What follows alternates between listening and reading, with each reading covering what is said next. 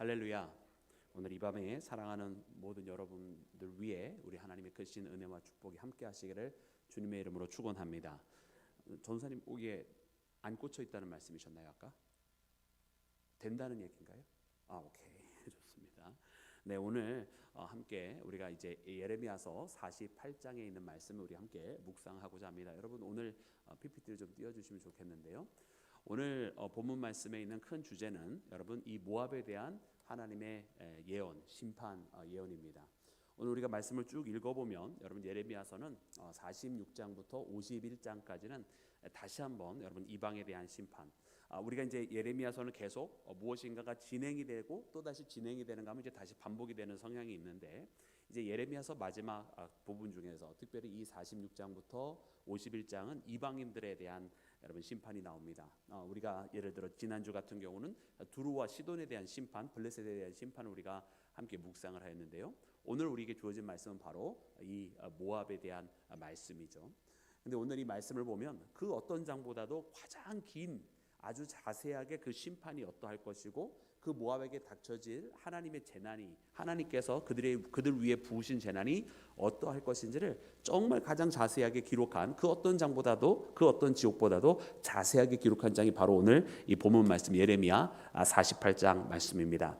그러나 여러분, 우리가 지난번에도 우리가 두로와 시돈 블레셋에 하나님께서 그들을 심판하시고 그들에게 재난을 부어주시고 그들로 하여금 이 고난의 길을 겪을 수밖에 없는 데는 여러분 이것이 그들이 범죄한 그들의 죄악의 현실 때문이기도 하지만, 굳이 이 이방에 대한 이야기들을 여러분 지금 선지자의 입술을 통해서 이스라엘에게 선포하시는 이유가 있었다 그랬어요. 여러분, 그들은 분명 하나님을 모르는 자였고 하나님의 말씀에 떠난 자였고 또 하나님의 뜻대로 살지 않는 자였음에 명확합니다. 그런데 왜 그들의 이야기를 특별히 이스라엘 사람들에게 여러분 지금 선포하게 되는 것일까요?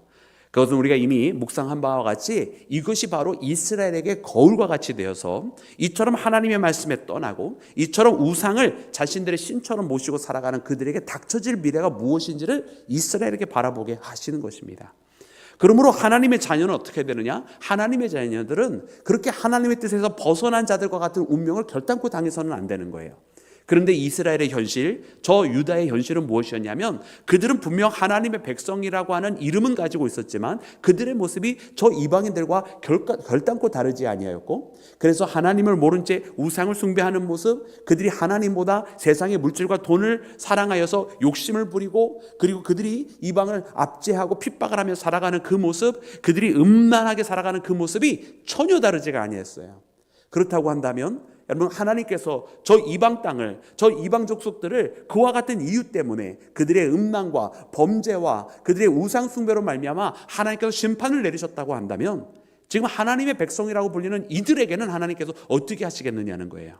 그들의 행실이 저들과 하나도 다르지 아니한데, 마찬가지로 그들의 다가오는 미래는 그들이 돌이키지 아니하면, 그들이 돌아서지 아니하면 똑같은 여러분 이 재난과 그들이 당하게 될 어려움과 역경이 찾아올 수밖에 없다라고 하는 것을 가르쳐 주시는 것입니다. 그래서 하나님께서는 이방에게 닥칠 일들에 대해서 예언하게 하시면 이 예언들로 말미암아 하나님의 자녀들을 일깨우게 하시기 위함이었다라는 거예요. 여러분, 오늘 우리 가운데 일어나는 모든 일들을 바라보면서 여러분 우리가 깨어나야 할 줄로 믿습니다. 여러분, 전 세계에 일어나는 일들뿐만 아니라 우리 사랑하는 우리 일가게, 우리 주변에서 일어나는 이 모든 일들이 여러분 사실은 다 하나님께서 우리에게 주시는 메시지라는 거예요. 여러분, 세상은 그냥 모든 것이 그냥 우연하게 일어나는 일은 없습니다. 모든 것이 다 하나님의 통치하에 있기 때문에 하나님께서 허락하시지 아니하시면 여러분 저 참새 하나도 떨어지는 일이 없다는 거예요. 그렇다고 한다면 지금 우리 주변에 이런 모든 일들은 하나님이 허락하시는 가운데 하나님께서 나타내시는 사건들이라는 것입니다. 여러분, 그러면 오늘 우리는 그 하나님의 메시지 속에 무엇을 발견하고 있습니까? 여러분, 오늘 우리가 살아가는 이 하루하루를 통해서 어떤 일들을 깨달으며 살아가고 있느냐는 이야기예요. 오늘 이 예레미야에 있는 말씀을 바라보니까 하나님께서 오늘 이 모압에 일어나는 일을 통해서 이스라엘을 깨우기 위함이셨던 것처럼, 여러분 우리도 우리의 심령이 일어나서 여러분 우리가 잠자고 있었던 우리의 마음을 일깨워서 여러분 하나님 앞에 나아가야만 할 줄로 믿습니다. 사랑하는 여러분, 그래 그러면 오늘 이 예레미야 48장에는 여러분 어떠한 말씀들이 기록이 되어 있는가? 여러분 맨 처음에 1절부터 10절까지 말씀해 보니까는 거기에는 이제 모압의 이 전체적인 메시지가 다 이 모압에 대한 심판인데, 특별히 1절부터 10절에는 그 모압의 도성들이 어떻게 될 것인지를 기록을 해주고 있어요. 우리가 말씀을 지금 읽자면은 오늘 본문 말씀은 너무 분량이 많아서 하나하나 다 읽기가 조금 어려운데, 그 말씀에 보면은 여러분 그 모압의 기랴다임, 또 미스갓, 또 맘멘, 호로나임, 루힛 언덕 이런 지명들이 나옵니다. 근데 그 지명들 속에서 그들이 거기에서 여러분 어린아이가 여러분 고통을 당하는 모습, 그들이 올라오고 내려오면서 철저하게 거기에서 핍박을 당하는 모습, 그들이 거기에서 진멸을 당하게 되는 모습, 여러분 이런 모습들이 여러분 말씀 가운데 기록이 되어 있어요. 우리가 잘 아는 이 모압이라고 하는 지역은 오늘날 우리로 치면은 이제 사해가 있지 않습니까? 그 사해의 동편에 해당이 되고, 북쪽 경계로는 우리 성경 지명으로는 잘 알고 있는 여러분 느보산이 있어요. 그 느보산 인저리부터 시작해서 사해 동편에 있는 그 동남부 쪽에 동편 중앙과 동남부 쪽에 위치한 여러분 지역이 바로 모압입니다. 근데 거기에 있는 모든 도성들이 다 하나님께서 예비해 놓으신 이 심판의 진노 앞에 다 놓여지게 되는 모습을 우리에게 가르쳐주고 계세요. 오늘 특별히 말씀 시작할 때 보면 느보요 하면서 이렇게 부르잖아요. 이 느보가 무엇이냐면은 바로 그 모압 지역에 있었던 우상 중에 하나고, 바로 우리가 잘 알고 있는 그 느보산 인근부터 이야기해주는 바로 이 모압 일대를 말씀해주고 계시는 거예요. 그래서 오늘 하나님께서 1절 말씀에 뭐라고 하시느냐, 오호라 느보요, 그 유린당할 자가 유린당하였도다, 그가 유린당하였도다 하면서 마치 이 지명을 의인화하면서 모압이 이제 유린당하게 될 것을 선포해 주시는 말씀이 바로 그래서 오늘 본문 말씀 가운데 시작이 됩니다. 여러분 우리가 특별히 구약에 있는 지명들은 낯익지 않아서 여러 이름들이 나타나면 많이 혼동이 되기는 하는데, 오늘 그냥 이 지명 하나하나들이 다 여러분 바로 이 모압에 있는 도성들을 나타낸다, 이렇게 생각하시면 될 것 같아요. 근데 이 말씀들을 보니까 참 거긴 너무 안타까운 모습들이 나와 있어요. 여러분 이 말씀을 잠시 이렇게 눈으로 따라와서 보시면 어떻게 되어져 있습니까? 찬송하는 소리가, 여러분 노래하는 소리가 사라지게 되었다라는 말씀이 2절 가운데 나오고, 만면이여 너도 조용하게 되리니 칼이 너를 쫓아온다, 이렇게 기록이 되어 있어요. 그들 가운데 전쟁이 일어나는 것이고, 그들 가운데에 여러분 칼부림이 일어날 것을 말씀해 주고 계십니다. 또 3절과 4절 말씀해 보면 황폐와 큰 파멸이 일어나게 되어서 거기에서 파멸에 대한 울부짖음이 일어나게 될 것이다, 이런 말씀을 하세요. 그래서 하나님께서 전체적으로 여러분 이 모압에 대한 여러분 그 진노하심이 이르게 되는 것을 말씀이 기록을 하고 있습니다. 여러분 그래 하나님께서 이제 그러면 모압에다가 이처럼 그들이 당칠 미래에 대해서 선포를 해주시고, 그리고 이 미래에 그들의 미래가 하나님의 진노 앞에 놓이게 되었다는 걸 말씀해 주시는데, 여러분 그럼 그 이유는 무엇일까요? 여러분 그 이유는 크게 두 가지를 우리가 말씀을 통해서 발견을 하게 됩니다. 첫 번째는 무엇이냐? 이 모압이 하나님의 진노 앞에 놓일 수밖에 없는 그 첫 번째 이유는 바로 우상 숭배였어요. 여러분 이 모압에 여러분 우리가 아까 말한 그 느보도 우상 중에 하나였고, 또 오늘 본문 말씀에 반복되어져서 나오는 것 중에 하나가 무엇이냐면 그모스라고 하는 우상이 그 가운데 나와요. 그리고 오늘 본문 말씀에는 우리가 읽어보질 못한 것 같은데 바알부올이라고 하는 우상도 이 모압 지역에 굉장히 많이 만연해 있었던 여러분 우상 중에 하나입니다. 여러분 그들 가운데 이런 우상들이 있었다라고 하는 것, 그리고 이 우상 숭배로 말미암아 하나님 앞에 나가지 못했다라고 하는 것. 물론 여러분 우리 모압은 이스라엘의 총회, 즉 하나님의 백성의 총회에 들어오지는 못했어요. 그렇죠? 그런데 여러분 이 모압이 근원적으로 따지면 하나님을 모르는 자들이냐라고 만약 묻는다고 한다면 그렇지 않아요. 왜냐하면 모압 자손은 여러분 누구의 후손들입니까? 여러분 모압 족속들이 누구의 후손이에요? 여러분 우리가 잘 아는 여러분 롯 있지 않습니까? 롯, 아브라함의 조카 롯. 여러분 그 롯의 큰 딸의 후손들이 바로 이 모압입니다. 그렇다고 한다면 여러분 그 소돔과 고모라에서 하나님께서 롯과 그 일가족을 여러분 빼내실 때에 여러분 그때 같이 나온 사람들로 이루어진 그들의 후손 가운데 이루어진 족속 중에 하나가 바로 모압이라는 거예요. 하나님을 아는 사람입니까? 모르는 사람입니까? 하나님을 아는 사람이에요. 그러나 하나님을 따르는 족속입니까? 아닙니까? 하나님을 알지만 하나님을 따르는 족속이 아니었다는 거예요. 그래서 그들은 그들의 이 우상 숭배로 말미암아 하나님의 심판대 앞에 놓일 수밖에 없고, 하나님께서 그 진노를 부으실 때에 그 가운데 있을 수밖에 없는 자들이 바로 이 모압이었다라고 하는 것을 말씀이 우리에게 가르쳐 줍니다. 그리고 두 번째로 이들이 가지고 있었던 문제가 무엇이냐? 여러분, 그들은요 경제적인 풍요가 있었어요.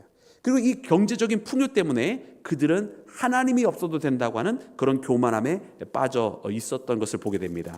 여러분, 오늘 본문 말씀 가운데 우리가 일례로 이 말씀을 읽어보기를 원하는데, 여러분 우리 함께 읽을 때 32절, 33절 말씀 한번 읽어볼까요? 그 말씀이 우리에게 무엇을 가르쳐준지 다시 한번 보겠습니다. 우리 다 같이 합독합니다. 시작. 신마의 포도나무여, 너의 가지가 바다를 넘어 아셀 바다까지 뻗었더니 너의 여름 과일과 포도 수확을 탈취하는 자가 나타났으니 내가 너를 위하여 울기를 야셀이 우는 것보다 더하리라. 기쁨과 환희가 옥토와 모압 땅에서 빼앗겼도다. 내가 포도주 틀에 포도주가 끊어지게 하리니 외치며 밟는 자가 없을 것이라. 그 외침은 즐거운 외침이 되지 못하리로다. 아멘. 아멘. 여러분, 하나님의 심판으로 말미암아 이런 일이 닥치게 될 거라는 거예요. 근데 오늘 이 말씀에는 하나님의 심판이 이르기 전까지의 그들의 모습을 보여주시잖아요. 그죠? 하나님의 심판이 이르기 전까지의 그들의 모습이 뭡니까? 먼저 우리가 아까 읽었던 32절의 말씀을 보니까 포도나무요, 너의 가지가 바다를 넘어 아셀까지 간다. 여러분, 이 포도나무가 어마어마했다라는 거예요. 그들의 삶에 아주 풍성하게, 여러분 아주 일례로, 포도나무는 하나의 일례겠죠. 그들이 경제적으로 풍성했다고 하는 것을 그들에게 가르쳐 주십니다. 또 33절 말씀해 보았더니 그러므로 그들이 어땠습니까? 기쁨과 환희와 옥토로 그들이 살아갔다라는 거예요. 여러분, 이것이 바로 그들의 모습이었어요. 그들 가운데 이렇게 기쁨이 있고 그들 가운데 이렇게 환희로 살아갈 수 있었던 이유가 무엇인가 보았더니 그들이 세상적으로 부족한 것이 있었다 없었다? 없었다라는 거예요.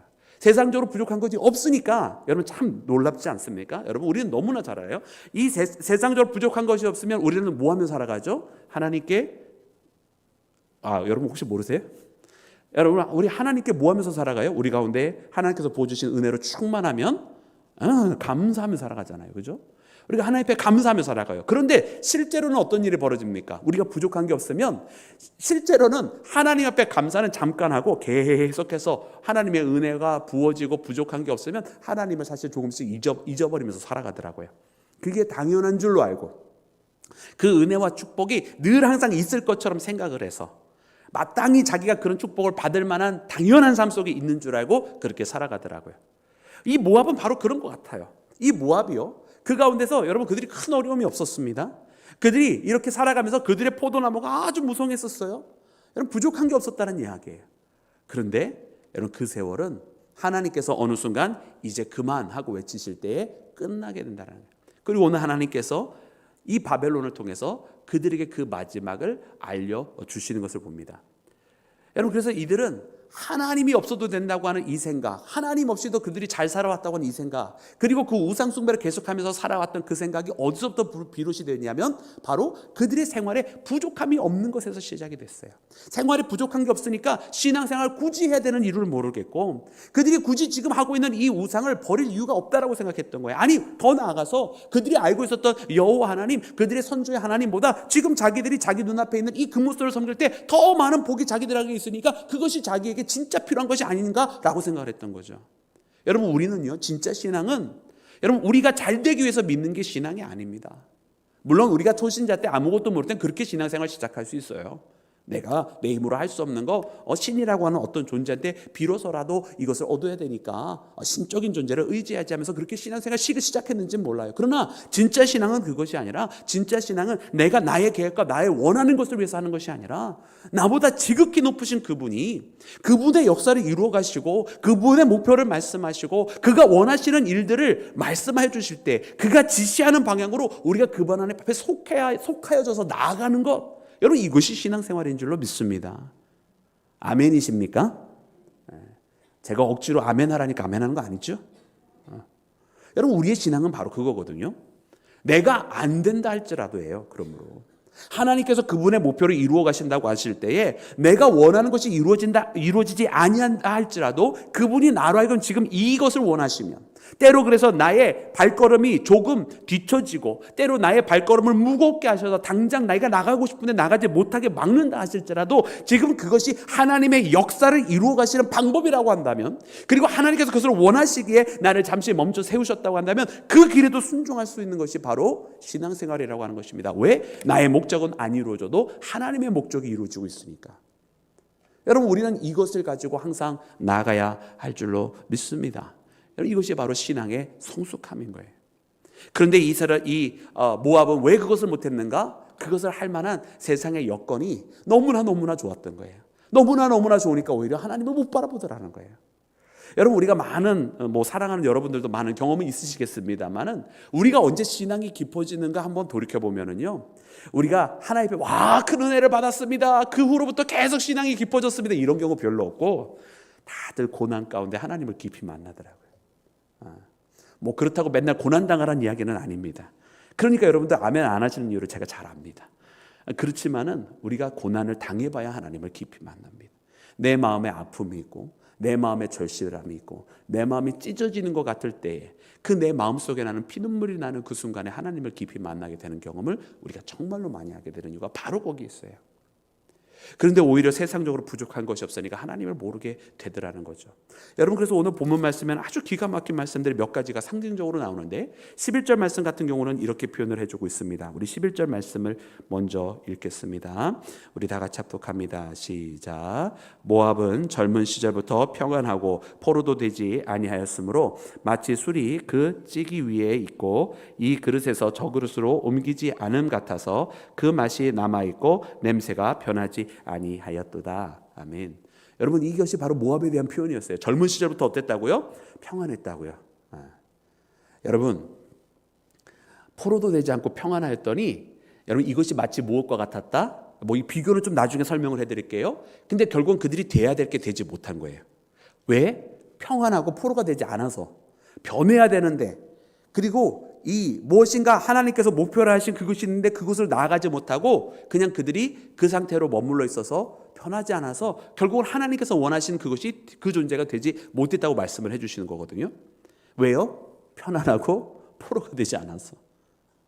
오히려 포로가 되고 오히려 불편해지면 오히려 변하기를 사모하고 그 변화를 통해서 하나님께서 원하시는 것으로 달라지는 역사가, 놀라운 우리의 삶이 뒤집어지는 역사가 일어나게 되는데, 평안하고 포로가 되지 않으니까 뒤집어지질 않아.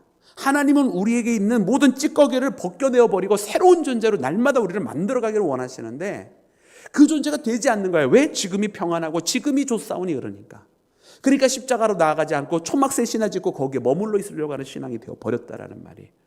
여러분, 오늘 말씀에는 그것을 비유로 해가지고 이것이 마치 무엇과 같다? 술이 있는데 이것을 이 그릇에서 저 그릇으로 옮기지 않은 것 같다 그랬어요. 여러분, 이것이 이제 포도주를 만드는 과정으로 비유한 거예요.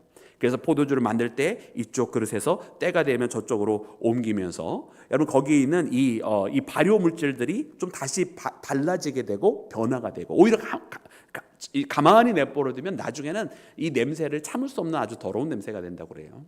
그리고서는 이게 제때 그때마다 필요한 요소로 바꾸어지면서 또 새롭게 다시 발효물질이 들어가고 새롭게 또 역학작용이 일어나면서 진정으로 좋은 상질의 포도주가 되는 것인데, 이렇게 그냥 내버려 두니까 거기서 오히려 제대로 먹을 수 없는 그런 냄새가 고약한 그런 것이 되어버렸다라는 것이죠.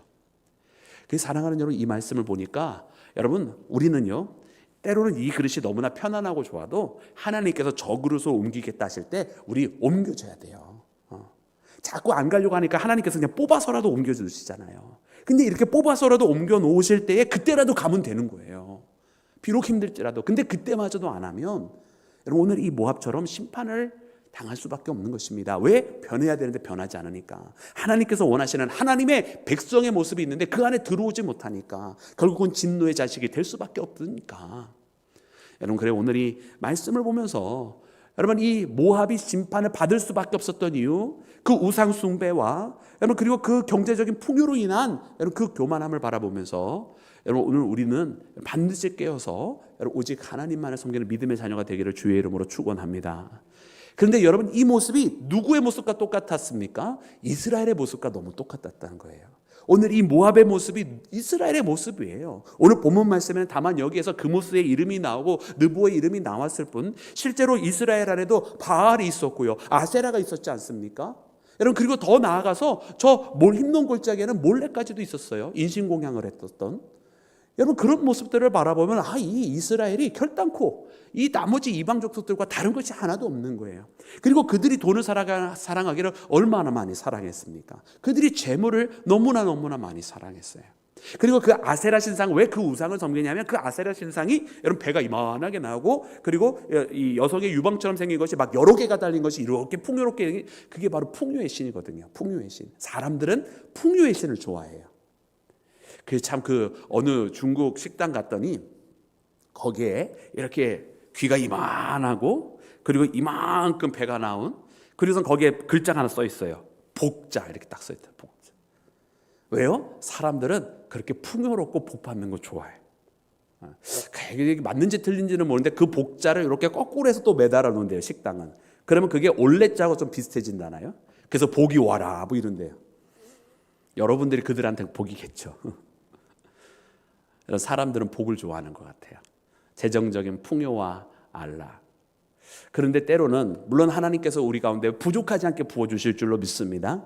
우리 가운데 일용할 양식을 주시는 주님께서는 우리로 하여금 여러분 하루하루를 살아가게 하실 뿐만 아니라, 또한 하나님께서 하나님의 일을 위해서 또 그것을 나누어 주려고 하는 그 자들의 마음 가운데 하나님의 복을 허락해 주시고, 하나님께서 그것을 통해서 하나님의 선한 영향력을 끼칠 수 있도록 허락하여 주시는 줄로 믿습니다. 여러분, 이런 선한 목적을 가지고 살아가야 되는데, 근데 이게 아니라 사람들은 그냥 재물 욕심이 있는 거예요. 그리고 평안, 주님께서 주시는 평안이 아니라 자기 육신이 그냥 편안하게.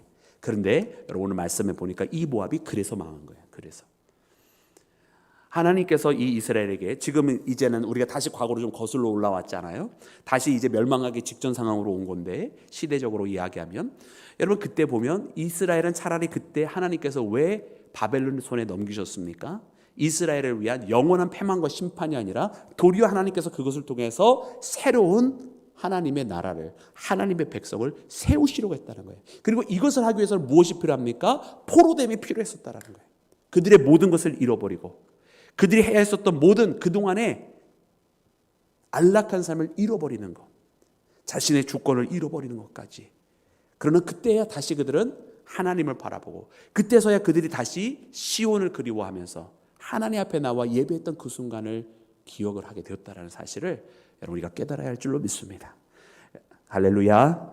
여러분, 오늘 우리가 그러므로 그와 같은 사모함을 가지고 나가는 믿음의 자녀가 되기를 주의 이름으로 축원합니다.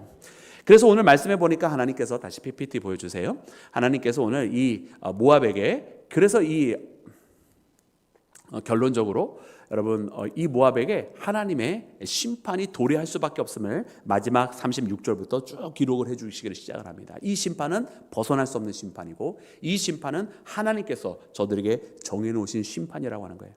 그리고 이 심판이 누구를 통해서 왔다고 그랬죠? 아까 바벨론을 통해서 왔다고 그랬잖아요. 이것도 굉장히 아이러니예요.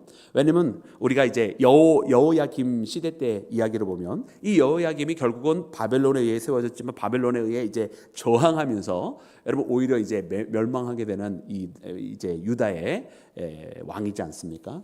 그런데 이 여호야김 시절에, 그래서 바벨론이 여호야김을 이제 응징하려고 이제 쳐들어오는 그때 모압의 이야기가 기록이 되어 있기를, 이 여호야김을 쳐들어오는 바벨론에 그냥 약간 등 타듯이 얹혀져서 이 예루살렘을 약탈하러 왔었던 사람들이 바로 또 모압 족속이었어요. 그러니까 이 모압 족속은 어떻게 보면 자기네들은 굉장히 똑똑하다고 생각했을 거예요. 야, 저 바벨론이 와가지고 저 예루살렘을, 저 유다를 공격하는데, 이때야말로 우리가 저 유다, 우리와 오랜 적대 관계에 있었던 저 예루살렘을 한번 약탈해보자 했었던 거예요. 그래서 여러분 상당 부분 성공했던 거예요, 그때 당시에는. 그런데 그게 결국은 어떻게 된 거예요? 근데 그때의 그 바벨론, 자신들이 이용해 먹으려고 했었던 그 바벨론이 결국은 자기를 죽이는 자들이 되는 거예요. 여러분, 아마 그때 우리가 성경에는 기록되어 있지 않습니다만은 우리가 군사적으로 이해해 본다면 분명 그때 바벨론은 저 모압을 보면서 모압의 속성과 그들의 전투 방식과 이런 것들을 다 파악했을 거예요. 그게 자기들이 죽게 되는 것인지도 모르고 신나서 예루살렘 약탈한다고 바벨론 근처에서 알짱거렸던 그들의 모습을 한번 생각해 보세요. 한치 앞날을 생각하지 못하고. 여러분, 이 모습이 또 누구의 모습과 똑같은 거냐면 바로 그 유다의 모습과 남이스라엘 모습과 똑같은 거예요. 한때는 아수르에 붙었다가, 그 다음에는 바벨론에 붙었다가, 그 다음에 또 애굽에 붙었다가 왔다 갔다 하면서, 그렇게 하면 자기들이 잘 사는 건 줄 알고, 그렇게 해야 자기들이 이렇게 이제 외세를 얻어서 이렇게 하면 지키는 건 줄 알고. 근데 그게 아니었다는 거죠. 오히려 그들이 의지했었던, 저 아수르와 싸웠을 때 그들이 의지했었던 바벨론에 의해서 자기네들이 멸망당하는 거거든요. 사랑하는 여러분, 그래서 우리는 알아야 됩니다. 여러분, 우리는 이 하나님께서 이와 같은 일을 했을 때 세상을 의지할 것이 아니라 반드시 우리는 하나님께로 돌아가는 거예요. 하나님께로 돌아가는 것이 우리에게 유일한 해결책이라고 하는 것을 깨달아야 할 줄로 믿습니다. 여러분, 오늘 이 시대에 하나님께서 여러 가지 일들을 보여주시면서 여러분, 우리가 돌아가야 될 곳이 어딘가, 우리가 회복해야 될 것이 어딘가를 다시 돌아보면, 여러분, 우리 한국교회는요 다시 기도의 자리로 돌아와야 되고요, 우리 한국교회는 다시 말씀을 사모하는 민족으로 돌아와야 돼요. 우리가 그렇지 아니하고 너무나 세상적으로 그냥 이 최근에 몇십 년 사이에 굉장히 많은 여러분 부를 누리면서 다른 나라들이 봤을 때는 우리는 지금 힘들다고 이야기하지만 전 세계가 지금은 다 불경기니까, 그러나 여전히 다른 나라들이 봤을 때는 우리나라는 너무나 편안하고 좋은 나라예요. 여러분, 얼마 전에 제가 네팔을 다녀왔잖아요. 여러분, 그 네팔 사람들이요 일본 사람들보다 우리 한국 사람 더 좋아합니다. 왜인지 아세요? 한국에서 제일 대우를 네팔 사람들한테 제일 많이 준대요. 외국인 근로자들에 대한 대우가 일본보다 한국이 훨씬 더 좋다는 거예요. 그래서 한국 사람, 당신 어디에서 왔냐면 한국 사람이라고 그러면 밑도 끝도 없이 그냥 너무 좋아하고 막 갑자기 말 걸어와요. 할렐루야. 아니, 기분은 좋더라고요. 그냥 좋아해 주니까. 근데 여러분, 그 정도로 다른 나라 사람들이 봤을 때 우리 너무나 행복한 환경 가운데 있어요. 물론 우리나라에 있는 우리 국민들 중에서도 개개인적으로 굉장히 어려운 분들도 분명히 계신 줄로 압니다만은 전체적으로 그렇단 말이에요. 보편적으로. 근데 이와 같은 상황 속에서 우리가 뭐 해야 되냐면, 우리가 점점 잠들어가고 있는 게 문제예요. 신앙적으로. 우리에게 하나님을 사모했던 그 마음이 점점 무뎌져 가잖아요. 여러분, 금요일 밤만 되면 여러분 신앙의 기억이 다 있지 않습니까? 우리가 20년, 30년, 40년 전에 어떻게 신앙생활했는지 금요일 밤 되면요 일 다 끝난 다음에 무조건 다 교회 와서 기도했어요. 우리 가운데 갈급한 기도의 제목이 있으면 밤을 새면서 그냥 교회에서 기도했어요. 그게 우리의 한국교회의 모습이었어요. 근데 지금 그 갈급함 누가 있죠? 없습니다. 당연코 얘기하는데 없습니다. 그 갈급함을 회복해야 됩니다. 여러분, 말씀을 우리가 묵상을 할 때도요, 여러분, 옛날에는 우리가 지식적으로 우리가 뛰어나지 않았어요. 사람들이 말씀에 대한 깊은 이해도 없었어요. 그렇지만 그럼에도 불구하고 여러분, 성경책을 놓고 말씀을 사모하면서 그 말씀을 읽는 사람들이 얼마나 많이 있는지 몰라요. 저도 우리 할머니, 지금은 하늘나라에 계시지만 우리 할머니 모습이 제 마음속에 잊혀지지 아니하는 것은, 여러분, 그분이요 성경을 읽는데 계속해서 앉아서 성경책만 이렇게 읽으세요. 그러면은 나중에는 이제 나이가 드셔서 시력이 안 좋잖아요. 저 재단에 놓는 커다란 성경책을 사달라고 그러시는 거예요. 그걸 사다 드렸어요. 이만한 성경책. 그러면 여러분, 우리 이제 요즘은 잘 안 쓰지만 여러분, 예배상 있잖아요. 예배상에 딱 놓으면 거의 한 4분의 3쯤 그 성경책 이렇게 차지해요. 그럼 그 많은 걸 놓고 이렇게 읽으시는 거예요. 눈이 잘 안 보시니까. 근데 마지막 2, 3년은요 하나님 부르시기 2, 3년 전에는 그것조차도 안 보이는 거예요. 그래서 어떻게 하셨느냐, 돋보기를 사다 달라고 그러시는 거예요. 그 돋보기를 사다 드렸어요. 그래서 돋보기를 놓고 이렇게 보시는데 돋보기를 드시기에 이게 너무 무거운 거예요. 그 어떻게 하셨는지 아십니까? 그 성경에다 이렇게 대세요, 돋보기를. 그리고서 이렇게 돋보기를 대시면서 여러분, 재단용 성경책에다 놓고 이렇게 읽어가시는 거예요. 우리 할머니만 그러신 게 아니에요. 우리의 많은 신앙의 선조들이 다 그렇게 간절히 하나님을 사모하면서 믿어왔습니다. 여러분, 우리 시온교회도 그런 믿음의 선배들, 기도의 용사들, 여러분 다 있지 않습니까? 저보다도 여러분들이 더 잘 아시잖아요. 여러분, 그 믿음의 승계가 오늘 이 시간에 우리 가운데 이루어져야 되고, 그 믿음의 모습을 우리가 다시 회복해야만 할 줄로 믿습니다. 그게 우리가 영적으로 다시 깨어나는 유일한 방법이고, 우리가 진정으로 다시 회복하고 살아날 수 있는 유일한 방법이에요. 많은 사람들이 성공이라고 하는 것 앞에 너무나 많은 것을 포기했는데, 심지어 신앙도 다 포기해버렸더라고요. 그게 바로 우리가 자꾸 안 돼가는 이유가 됐다. 세상과 가까워지고 하나님과 멀어지고, 하나님의 몽둥이와 채찍이 우리의 목전 앞에 놓여지게 되는 상황이 된 이유 중에 하나라고 하는 것을 우리가 깨달아야 할 줄로 믿습니다. 여러분, 이와 같은 상황 속에서 그래도 하나님께서 놀라운 것은 이 모압에 대해서요, 이 모압에 대해서 단순하게 이스라엘의 거울로서만 말씀하지 아니하시고, 그래서 이 모압의 모습처럼 너희 이스라엘도 이렇게 될 것이다라고 하는 이것만 말씀하지 아니하시고, 이제 이 모압을 심판하실 때에 무엇도 선포해 주시냐면 이 모압의 회복도 선포해 주세요. 이런 의미에서는 이스라엘의 거울이 맞네요. 왜냐하면 이스라엘도 결국엔 다시 회복을 할 것이니까. 그래서 그 말씀에 보면 이렇게 기록이 되어 있습니다. 오늘 말씀 여러분 마지막 우리 2절을 읽어보면 이렇게 기록이 되어 있습니다. 우리 46절과 48절 말씀입니다. 우리 다 같이 합독합니다. 시작. 모압이여 네게 화가 있도다. 백성이 망하였도다. 포로가 되었도다. 그러나 내가 마지막 날에 모압의 포로를 돌려보내리라. 여호와의 말씀이니라. 여호와의 심판이 여기까지니라. 아멘. 할렐루야. 여러분, 여호와의 심판이 여기까지라고 그랬습니다. 여러분, 여호와의 심판은 그럼 어디까지인 거예요? 회복까지. 아멘. 여러분, 하나님의 손길은 우리로 하여금 여러분 회복하시는 것까지가 하나님의 목표시라는 것입니다. 하나님은 우리를 처벌하시기를 원하는 것이 아니라 우리를 다시금 돌려받기를 원하시고 우리가 주님의 품으로 돌아오게 하시는 것까지가 하나님의 목표라고 하는 것을 발견하는 우리 모두가 되기를 주의 이름으로 축원합니다.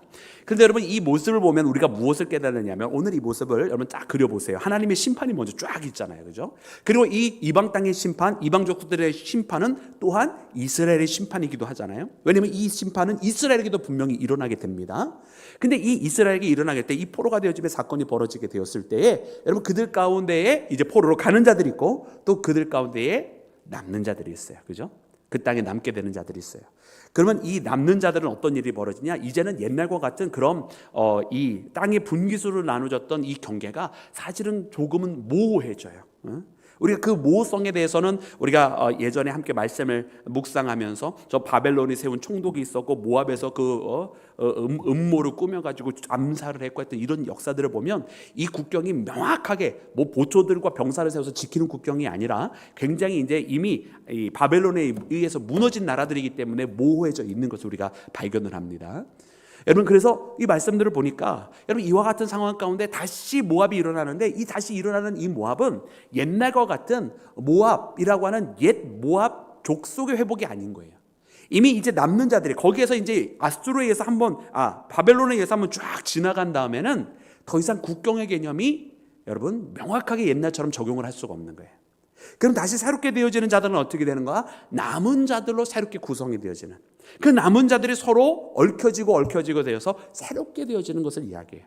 그러니까 이 모압의 회복이라고 하는 것도 궁극적으로 보면 어떤 것이냐면, 이 모압의 회복은 옛날 그 모압 롯의 조카의 큰딸로부터 이루어진 그 자손들의 회복이 아니라 이제 거기에 남아있었던 자들이 다시금 하나님을 바라보게 되는, 그래서 이방 땅도 하나님을 바라보게 될 때에 일어나는 남은 자들, 신앙에 남는 렘넌트라고 하는 남겨진 자들이 하나님을 회복하게 됨으로써 그 공동체가 회복이 되어지는 그런 회복을 말씀하시는 것인 줄로 믿습니다. 여러분, 오늘 이 시대에 우리가 바로 그 남겨진 자의 신앙이 필요합니다. 여러분, 우리가 물론 그래서 이 바벨론 포로에는 두 가지 측면이 있습니다. 저 포로로 간 자들이 거기에서 이 예루살렘을 사모하면서 그 신앙을 지키면서 또 돌아오게 되는 이 사건이 하나의 맥락이라고 한다면, 다른 한편으로는 그 땅에 남겨진 자들의 신앙이 바로 이 바벨론 포로기에 우리가 함께 봐야 될 두 가지 측면인데, 여러분, 우리가 오늘 이 시대는 남겨진 자의 신앙도 참 필요해요. 그 남겨진 자들은 무엇을 하는 거냐면 그 누구보다도 척박한 상황이거든요. 하나님의 말씀처럼 남겨진 자의 상황은 어쩌면 저 포로로 간 자들보다 훨씬 더 어려운 상황 가운데 있었어요. 경제적으로나 여러 가지 여건으로나 뭔가 새로 시작하기에는 무법천지였고, 차라리 저쪽에는 법과 질서가 있었고 또 인격적으로 존대를 받았어요. 비록 거기에서 그들의 여러분 이스라엘에서 똑똑한 아이들을 뽑아다가 거기 왕실에서 여러분 교육하는 모습이 나오잖아요. 그게 바로 다니엘의 이야기이지 않습니까? 그러니까 거기서 나름대로 융화 정책을 썼고 거기서 나름대로 친화 정책을 쓰고 있었던 걸 봐요. 그러니까 실제로 삶은 어디가 더 힘들었냐? 남겨진 자들이 훨씬 더 힘들었던 거예요. 그 황폐한 땅에서 무법천지가 된 그곳에서 거기서 살아가야 되는 거예요. 강도와 여러 가지 일들을 당하면서 살아가야 됐던 거죠. 그 남겨진 자의 신앙은 무엇이냐면, 이 척박한 곳에서 다시 하나님만을 의지하게 되는 상황. 마치 그들에게는 이 광야의 삶이 그 땅 가나안 땅에서 다시 시작이 된 거예요.